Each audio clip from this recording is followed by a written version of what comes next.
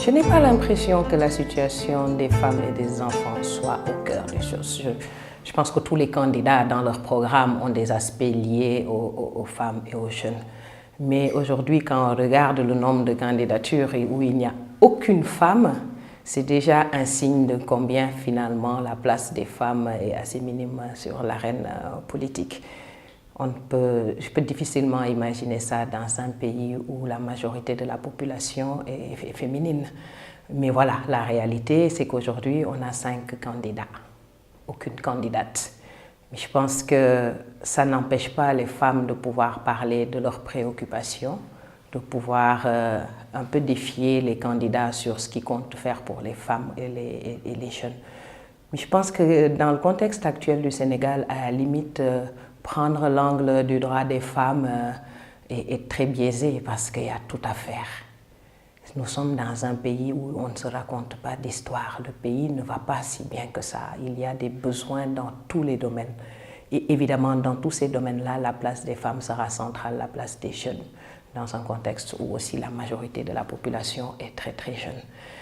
En tant que femme, oui, j'aurais souhaité voir plus de femmes, non seulement plus de femmes candidates, ou une femme candidate, mais aussi plus de femmes derrière les candidats.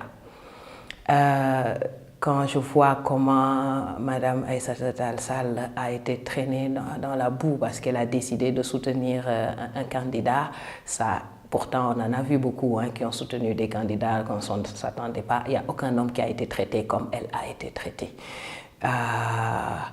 Je pense que c'était la même chose pour Aïda Mbodj. Quand elle a décidé de ne pas soutenir de candidat, elle a été traitée de tous les noms. En fait, d'être juste une femme, quoi qu'on dise, quoi qu'on fasse, quoi qu'on ne dise pas ou qu'on ne fasse pas, ça semble particulier dans ce pays. Pour moi, c'est symptomatique de juste combien on est loin sur toutes ces questions-là, du droit des femmes de décider, sur des questions qui les concernent, sur des questions qui concernent la communauté, qui concernent le pays, et combien on pense qu'on doit leur dicter leur position, leurs pensées, leurs idées.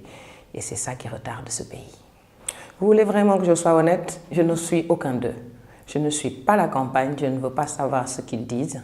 Je vais sur Internet, je choisis les articles que je lis parce que j'estime qu'il y a énormément de fausses nouvelles, d'allégations, de diatribes, d'insultes. J'attends autre chose d'une campagne présidentielle. Ce qui se passe pour moi est juste affligeant en termes de tout ce qu'on raconte, des faussetés, des alliances, des mélanges de genres, des suicides idéologiques, des choses inadmissibles qui font que personnellement, moi je ne vais pas voter. Je ne vais pas voter parce que je ne vois en aucun de ces candidats quelqu'un qui, pour moi, va faire quelque chose pour ce pays-là. On a 5 candidats. 3 viennent d'un camp qu'on connaît tous. Pour moi, ce n'est pas un changement. Nous avons 2 autres candidats qui sont des nouveaux dans l'arène, qui amènent de la fraîcheur, mais qui amènent aussi beaucoup d'incertitudes. Et je n'ai pas entendu quelque chose qui, pour moi, rassure en tant que femme sur ce qui m'attend dans le pays. On a déjà essayé, on a fait du vieux. On a pris du vieux, on essaie de faire du jeune avec du vieux. On a pris du jeune inexpérimenté en essayant de faire du vieux. Quand je vois des jeunes courir derrière des maîtres WAD, c'est un peu triste pour là où on en est, pour dire combien en fait ce pays est pris en otage par des systèmes, toutes sortes de systèmes.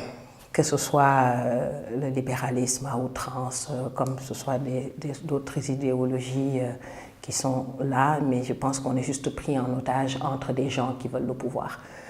Personnellement, je pense qu'ils ne veulent pas le pouvoir pour le bien du pays, parce que sinon, où est-ce qu'ils étaient jusqu'ici?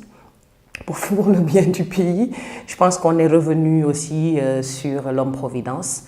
Je pense qu'en 2000, on était dans une situation où on pouvait tout demander aux Sénégalais et c'était possible. Les Sénégalais étaient prêts à tout pour enfin changer ce pays-là. On a vu où ça a mené et je ne crois plus en l'homme-providence, donc je ne voterai pas. Je regarderai, comme on dit, les lions se battre entre eux sur l'arène et celui qui restera, tant mieux pour lui. Et surtout, ce que j'attends, c'est que les Sénégalais continuent à se mobiliser quand on estimera que ça suffit. Je pense que c'est ce qu'on a fait en 2012, quand on a dit il y en a marre, il y en a eu marre. Et quand ça suffira, ça suffira. Pour le moment, je pense que les Sénégalais ne sont pas arrivés à ce niveau-là de lassitude. Et puis, j'espère que ça viendra. Presque à la limite, j'aimerais que le président actuel reste parce qu'on n'en a que pour 5 ans. Et il nous trouvera sur son chemin dans 5 ans s'il tente de faire ce que son prédécesseur a souhaité faire, c'est-à-dire rester au-delà de ce qui était raisonnable et admis.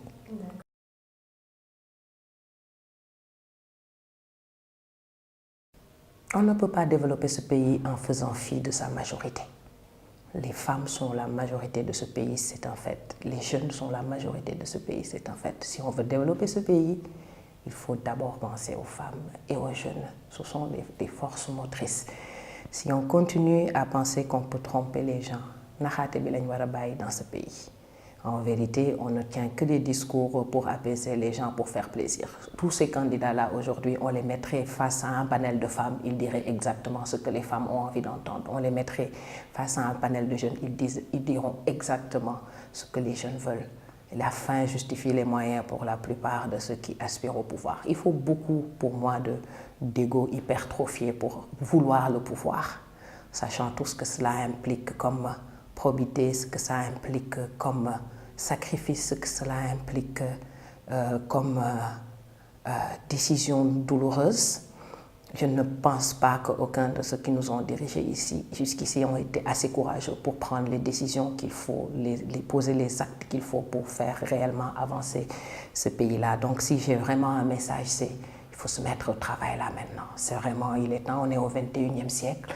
Là où le Sénégal est, ce n'est pas mérité. La situation des femmes n'est pas admissible. La situation des jeunes dans ce pays-là n'est pas admissible. Le chômage endémique parmi les femmes et les jeunes n'est pas admissible. On continuera donc à voir des jeunes prendre des pirogues et partir ailleurs, quitte à y perdre leur vie. Et on continuera à avoir un pays qui est à la traîne parce qu'elle se prive de la force intellectuelle, force physique et de la contribution de la majorité de sa population que constituent et les femmes et les jeunes.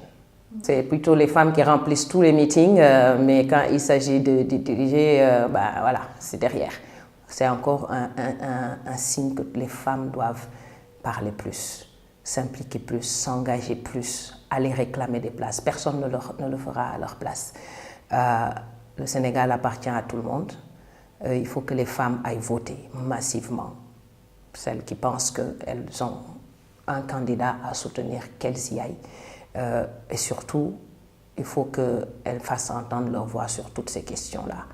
Qu'aujourd'hui, on puisse avoir toute la question sur la santé sexuelle et reproductive, où on est dans un pays où on dicte aux femmes qu'est-ce qu'on fait de leur corps, de leur ventre, combien d'enfants, qui se marier, avec qui ne pas se marier, et leur imposer des pratiques comme l'excision ou les mariages précoces sans qu'elles aient leur mot à dire. Il faut que ça cesse.